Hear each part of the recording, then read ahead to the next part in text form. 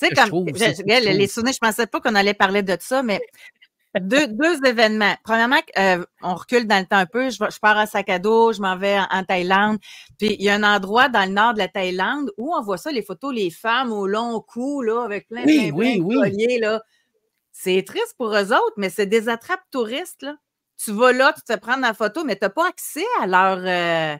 culture. À une autre place au Pérou, j'ai une super belle photo, Simon, là, que je chéris. Je suis assis, un petit lama, deux madames habillées là, comme dans l'ancien temps. Ben, il a fallu que je paye 2 piastres pour cette photo-là.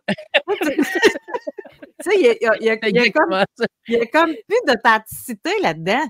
Hein, c'est. Écoute, en plongée sous-marine, là, quand je certifiais des étudiants où c'était leur premier voyage, puis et là, ils arrivaient avec leur GoPro. Parce que c'est à une époque, photographier en plongée sous-marine, c'était pas accessible, c'était dispendieux, ça prenait Oui, ça coûtait 15, 20, 25 000 pour avoir la qualité que tu aurais aujourd'hui à moindre prix. Là, tu sais. Alors, mais là, les gens arrivent avec leur GoPro. Hey, ils s'en vont jouer dans le terrain de jeu qui est extraordinaire. C'est 2 tiers de la planète. Moi, je dis, donne-moi ta caméra, là. Tu vas plonger. Regarde, vis ta plongée avec tes yeux, avec ta tête, avec ton cœur. Profite de l'environnement, imprègne-toi de ça. Puis, à un moment donné, dans la plongée, là, je te ferai signe, je te prendrai quelques photos.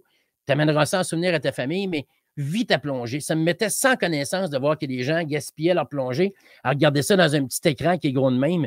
Et je trouve qu'on regarde aujourd'hui la vie à l'intérieur d'une lentille. C'est toujours ça. On est toujours à l'intérieur d'une lentille en train de oui, positionner. oui. Et puis, même les gens que je connais qui sont des photographes disent quand je vais en voyage, un des plaisirs, c'est de ne pas prendre de photos. Exact. Oui, Peut-être parce qu'ils sont toujours dans ça, mais elle dit tu ne peux pas vivre l'événement. Quand ma fille faisait du cheerleading, plus jeune, elle disait papa, peux-tu filmer notre performance? On va pouvoir la regarder par la suite. J'étais content de le faire pour elle. Mais je ne voyais pas le spectacle. Je ne voyais pas non, parce que j'étais en train de filmer.